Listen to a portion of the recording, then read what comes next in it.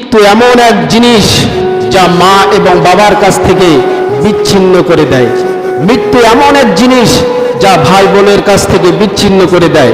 মৃত্যু এমন এক জিনিস যা সমাজের সকলের কাছ থেকে বিচ্ছিন্ন করে দেয়। মৃত্যু এমন এক জিনিস সংসার থেকে আলাদা করে দেয়।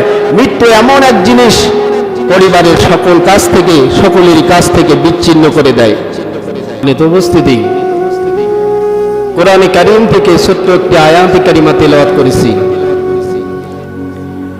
কুল্লু নাফসিন যায়িকাতুল মাউত। আয়াতটি বড় পরিচিত নাকি? আয়াতটি বড় পরিচিত, সকলেই জানি। এর অর্থ কি এটাও জানি। কুল্লু নাফসিন যায়িকাতুল মাউত। আল্লাহ সুবহানাহু ওয়া তাআলা বলেন, প্রত্যেক প্রাণীকে, প্রত্যেক মানুষকে, প্রত্যেক মাখলুককে মৃত্যুর স্বাদ আস্বাদন গ্রহণ করতে হবে। Man is mortal. মানুষ মরণশীল। আমরা এই পৃথিবীতে সারা জীবন বেঁচে থাকবো? সারা জীবন বেঁচে থাকবো না। যতটুকু হায়াত দিয়েছে এই অতটুকু হায়াত অনুযায়ী আমরা বেঁচে থাকব। আমরা চাইলে কি বেঁচে থাকতে পারবো? না। আমরা ক্ষমতা দিয়ে বেঁচে থাকতে পারবো? অর্থ সম্পদের গরম দেখিয়ে বেঁচে থাকতে পারবো? কোনো সম্ভব না, কোনোভাবেই সম্ভব না। আল্লাহ সুবহানাহু ওয়া তাআলা কোরআনে কারীমের মধ্যে বলেন, কুল্লু নাফসিন যায়িকাতুল মাউত। প্রত্যেক প্রাণীকে মৃত্যুর স্বাদ আস্বাদন গ্রহণ করতে হবে। এই মৃত্যুর স্বাদ দুই প্রকার হয়ে থাকে। কয় প্রকার? দুই প্রকার হয়ে থাকে। এক নম্বর হলো মিষ্টি জাতীয়, অর্থাৎ মিঠা হতে পারে। কিন্তু যারা আল্লাহর বিধি বিধানগুলো মেনে চলছিল, হারাম হালাল বেঁচে চলছিল, একমাত্র মহান আল্লাহ সুবহানাহু ওয়া তাআলার হুকুম আহকামগুলো মেনে চলছিল, তাদের মৃত্যুটা হবে মিষ্টান্ন, অর্থাৎ মৃত্যুর মতো, অর্থাৎ মিঠাযুক্ত তার মৃত্যুটা হবে। আর তিক্ত অর্থাৎ পিতা হবে তারই মৃত্যু, যারা আল্লাহ সুবহানাহু ওয়া তাআলার হুকুম আহকামগুলো মেনে চলে নাই, কোরআন হাদিস দিয়ে নিজের জীবনকে পরিচালনা করেন নাই, আল্লাহর বিধিবিধানগুলো মেনে চলেন নাই। তাদের মৃত্যুটা হবে এমনই, তাদের মৃত্যুটা হবে এমন তিক্ত যে খেতে না চাইলেও তাকে খেতে হবে। অর্থাৎ যারা মুমিন, মুত্তাকিন, ইমানদার, মুসলমান বান্দা বান্দি হবে, তাদের মৃত্যুটা হবে মিঠা। আর যারা ইহুদি, নাসারা, কাফির, বেঈমান, মুনাফিক, তাদের মৃত্যুটা হবে তিক্ত, অর্থাৎ তিতাযুক্ত। সম্মানিত উপস্থিতি, আল্লাহ সুবহানাহু ওয়া তাআলা যে আয়াতে কারিমা নাজিল করেছেন, কুল্লু নাফসিন যায়িকাতুল মাউত, প্রত্যেক প্রাণীকে মৃত্যুর স্বাদ আস্বাদন গ্রহণ করতে হবে। আল্লাহ সুবহানাহু ওয়া তাআলা কুরআন কারীমের মধ্যে বলেন, ইয়া আইয়ুহান নাফসুল মুতমাইন্নাহ ইরজিই ইলা রাব্বিকি রাদিয়াতাম মারদিয়া ফাদখুলি ফি ইবাদি ওয়াদখুলি জান্নাতি। ইয়া আইয়ুহান নাফসুল মুতমাইন্নাহ বলা হবে, হে প্রশান্ত আত্মা, বেরিয়ে আসো তোমার রবের দিকে, তোমার রবের নামে। ইরজিই ইলা রাব্বিকি রাদিয়াতাম মারদিয়া, তোমার রবের দিকে ধাবিত হও, তোমার রবের দিকে বেরিয়ে আসো।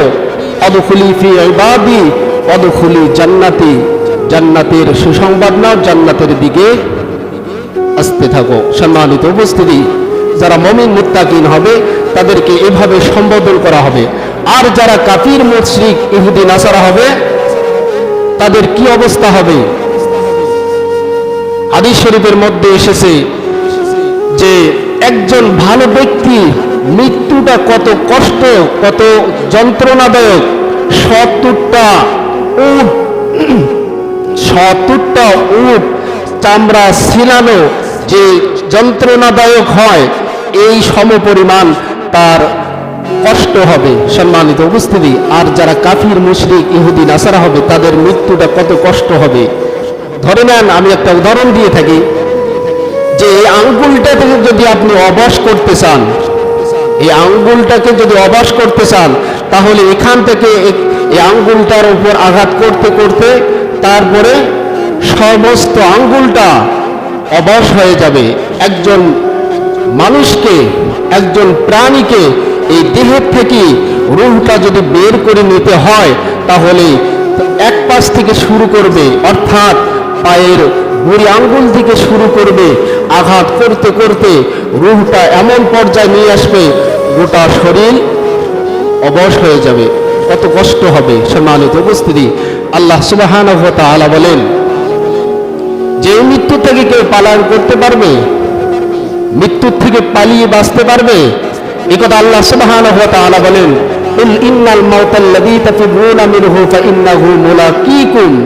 হে নবী, আপনি বলে দিন, যারা মৃত্যুর থেকে পালায়ন করতেছে তাদেরকে অবশ্যই একদিন মৃত্যু পাকড়াও করবে, অবশ্যই একদিন মৃত্যু ধরবে।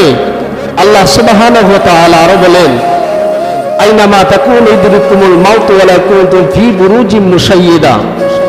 যদি এই মৃত্যুর ভয়ে সুড়ঙ্গের মধ্যে, দুর্গের মধ্যে একাকী নির্জন কোন স্থানে যদি অবস্থান করে, সেখান থেকে মৃত্যু তাকে পাকড়াও করবে। সেখান থেকে আল্লাহ সুবহানাহু ওয়া তাআলা আজরাইল আলাইহিস সালামের দ্বারায় তাকে মৃত্যুবরণ করাবে। আমরা অনেকেই বলি থাকি যে আমি বড় ভাই আমার ছোট ভাইটা মৃত্যুবরণ করলো, কিংবা আমি বাবা আমার সন্তানটা মৃত্যুবরণ করলো। এটা কার হুকুম? আল্লাহ সুবহানাহু ওয়া তাআলা এই ব্যাপারে আয়াতে কারিমা বলেন, লিকুল্লিন আজাল ইযা জা আজালুহুম লা ইস্তাখিরুনা সাআতান ওয়া লা ইস্তাকদিমুন। আমি আল্লাহ সুবহানাহু ওয়া তাআলা প্রত্যেকটা জাতির জন্য, প্রত্যেকটা মাখলুকের জন্য একটা নির্ধারিত সময় দিয়েছি। এই সময় অনুযায়ী তাকে মৃত্যুবরণ করতে হবে। এতে কারো কারো হাত আছে?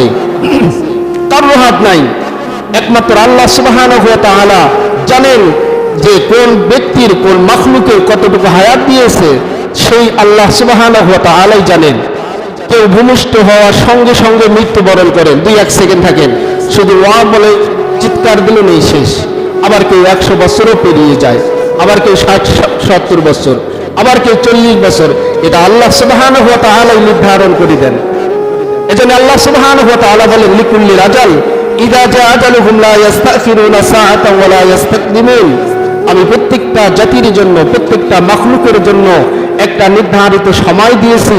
এই সময় অনুযায়ী আমি আল্লাহ সুবহানাহু ওয়া তাআলা তাদেরকে মৃত্যুবরণ করাবো।